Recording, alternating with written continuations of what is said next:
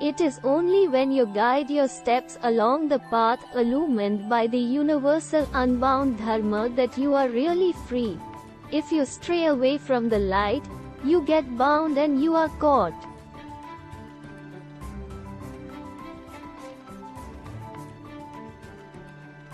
Some might raise a doubt.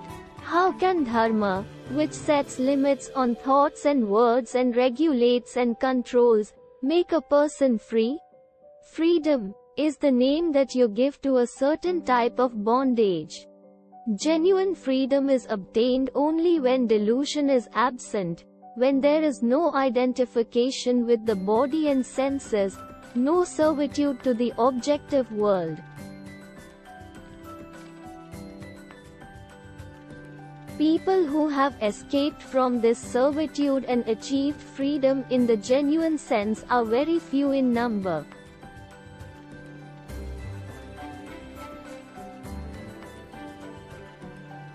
Bondage lies in every act done with the consciousness of the body as the self, for one is then the plaything of the senses.